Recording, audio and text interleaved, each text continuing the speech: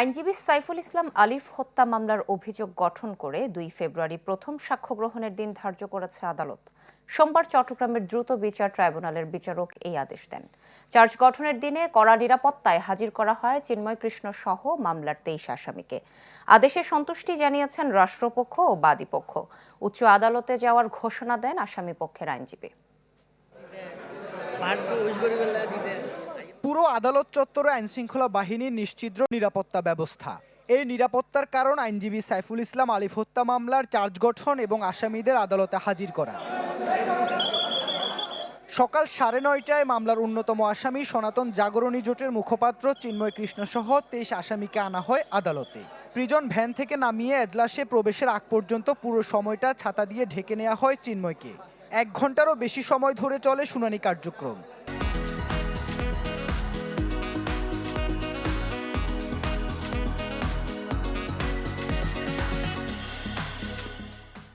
দীর্ঘ শুনানি শেষে চট্টগ্রাম দ্রুত বিচার ট্রাইব্যুনালের বিচারক মোহাম্মদ জাহিদুল হক মামলায় পলাতক 16 জন সহ 39 আসামির বিরুদ্ধে 302 এবং 109 ধারায় চার্জ গঠনের আদেশ দেন।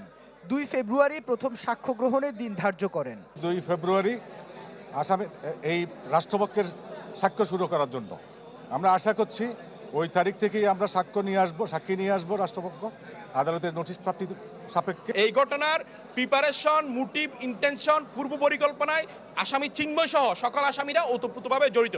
এজাহার চার্জশিট, তারপর আপনার সুরতাল রিপোর্ট, ময়নাতদন্ত রিপোর্ট 161, আসামিদের 164, সিসিটিভি ক্যামেরা, অর্থাৎ এই মামলার জব্দকৃত আলামত সবকিছু কাগজপত্র পর্যালোচনায় যারা হত্যাকাণ্ডে অংশ নিয়েছিল তাদের বিরুদ্ধে দণ্ডবিধানের 147, 148, 149, 302 এবং 34 ধারায় চার্জ গঠন করেছেন। এদিন আদালতে উপস্থিত ছিলেন চিন্ময়ের আইনজীবীও। তাকেও কড়া নিরাপত্তা দেয় আইনশৃঙ্খলা বাহিনী। আদালত চত্বরে কথা না বললেও পরে হোটেলে অভিযোগ করেন ন্যায় বিচার না পাওয়ার। ঘোষণা দেন উচ্চ আদালতে যাওয়ার। জানান বিচারিক কাজে সব ধরনের সহযোগিতা পাচ্ছেন তারা। 164 ম্যাজিস্ট্রেটের কাছে যে জবানবন্দিটা দিয়েছেন 3 জন আসামি, ওরা কেউ এখানে ওনার নাম বলে নাই। ওনার প্রত্যক্ষ বা পরোক্ষভাবে কোনো রকমের ইনভলভমেন্ট নাই এই মামলায়। এই চার্জের এগেইনস্টে আমরা উচ্চ আদালতে যাব, মহামান্য হাইকোর্টে যাব, সেখানে আমরা 561 করব। উনি একজন সন্ন্যাসী এবং উনি ছোটবেলা থেকে ব্রহ্মচর্যের ভিতরে বড় হয়ে উঠেছেন এবং উনি বৈষ্ণব ধর্মের অনুসারী। যেই মতবাদটা হচ্ছে কাউকে কোনো প্রকার আঘাত না করা।